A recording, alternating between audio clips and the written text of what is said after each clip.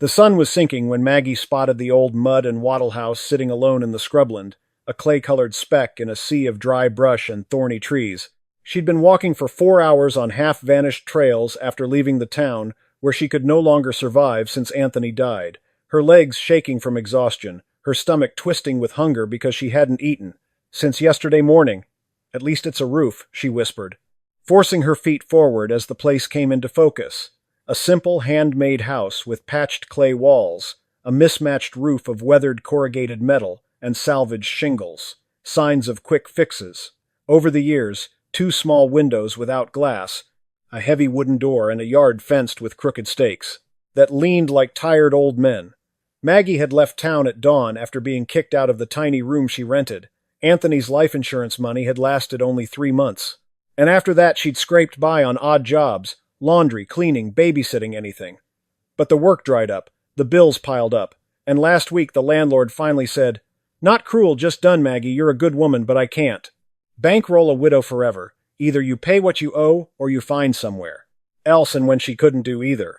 She stuffed her few belongings into a plastic bag and started walking without a destination, until a ride dropped her at a rural crossroads. She gambled on the countryside.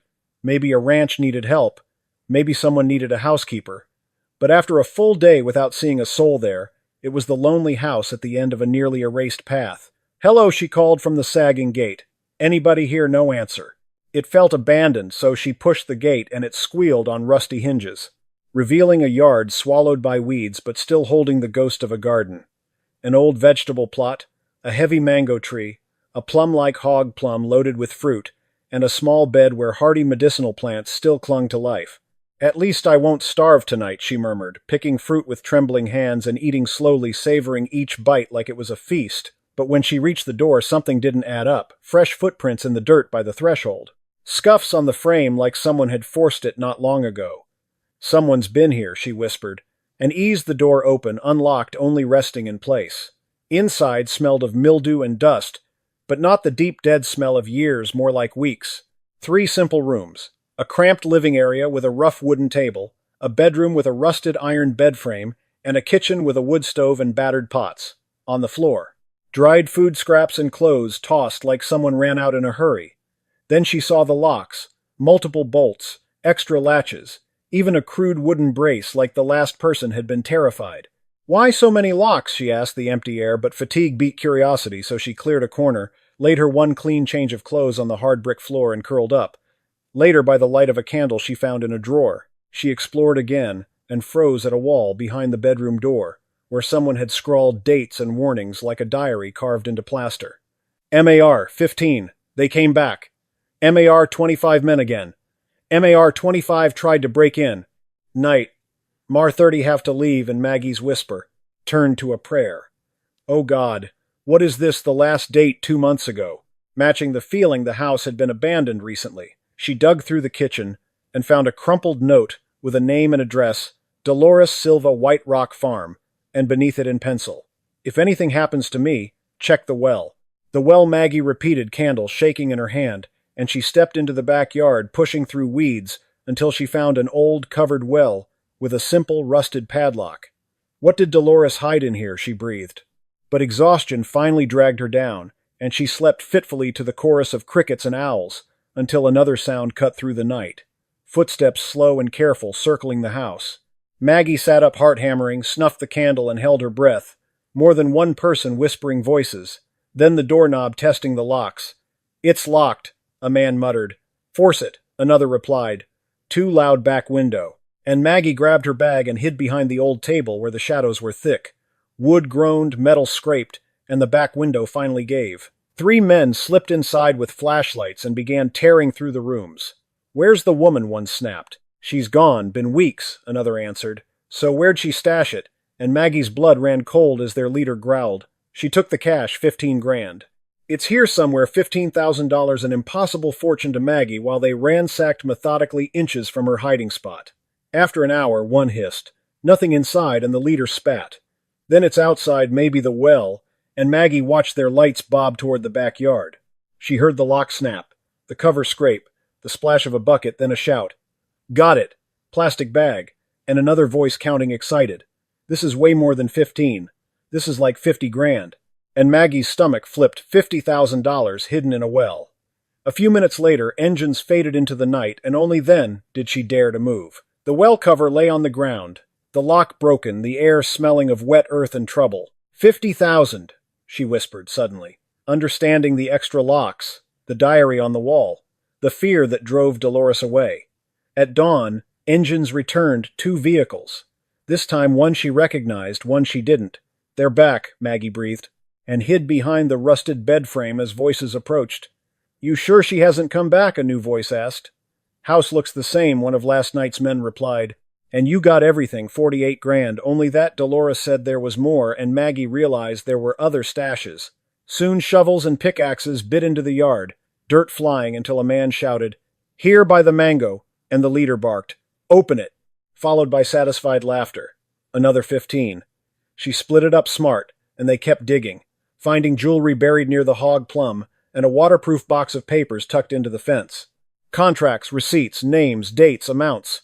Someone said, and the leader laughed, delighted. She documented everything. Idiot, then. We take it all and vanish.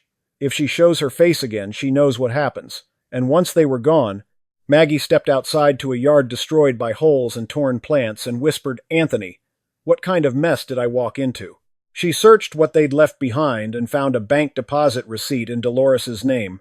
$20,000 plus notes listing incoming. $15K. Materials $8K. Labor $5K. Profit $12K. Total $40K.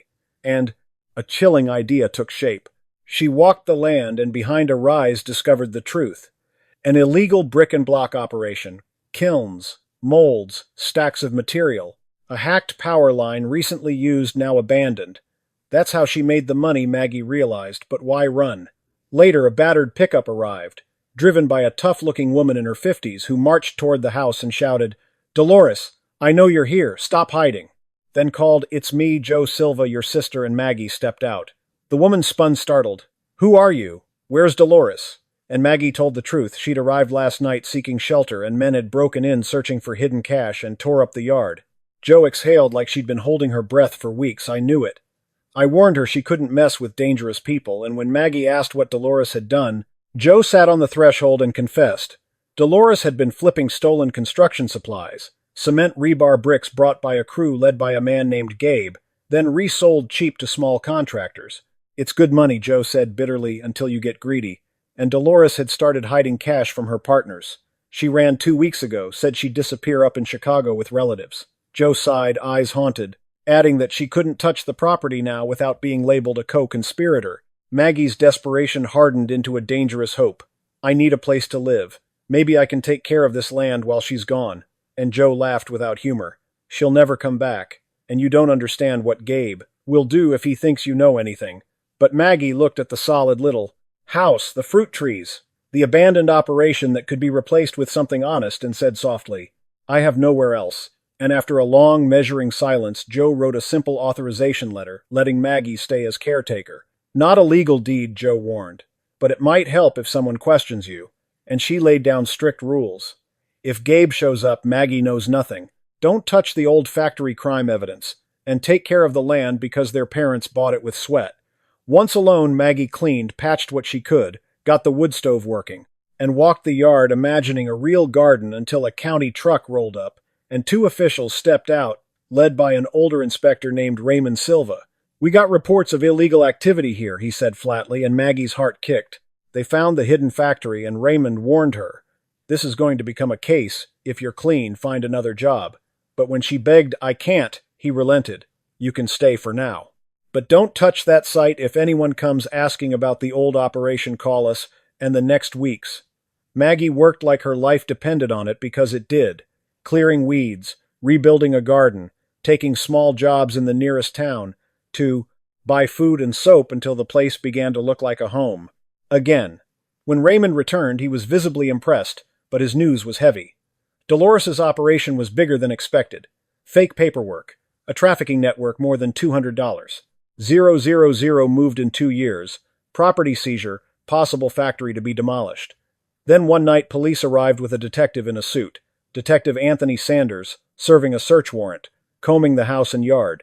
Maggie admitted she'd witnessed men digging for hidden money, and overheard the name Gabe, and the detective's eyes sharpened. "He's dangerous. If he returns, you call us immediately."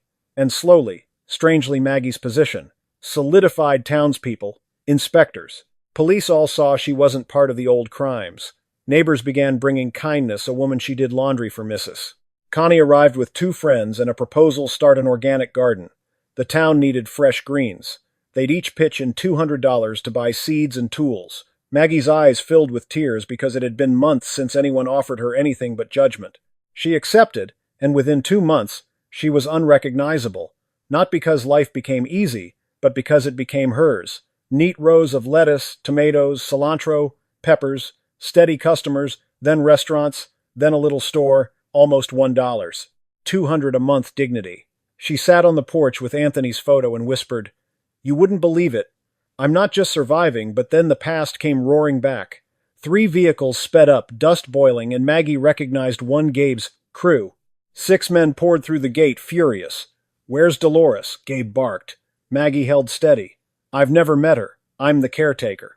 But Gabe sneered at the tidy garden. "And where'd you get money for this?" "Neighbors helped." "I have receipts." "The county and police know I'm here," yet Gabe ordered his men to rip up the beds, searching for more hidden cash, destroying 3 months of labor in minutes while Maggie begged them to stop. "This land isn't yours," Gabe laughed. "It's Dolores's." And then sirens and tires. Detective Sanders arrived with officers. In seconds, the power flipped Gabe Oliveira. The detective said coldly, "You're under arrest for trespass, property damage, and conspiracy." And as cuffs clicked, the detective turned to Maggie, taking in the destroyed beds.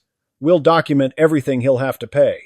Restitution then offered her a lifeline: apply for a formal agricultural land use grant. Dolores was gone, and the case would take years, but Maggie had proven she could make the land productive and lawful. She replanted with determination. And 6 months later, the porch she once slept on, starving, now held official papers, granting her long-term use of the property.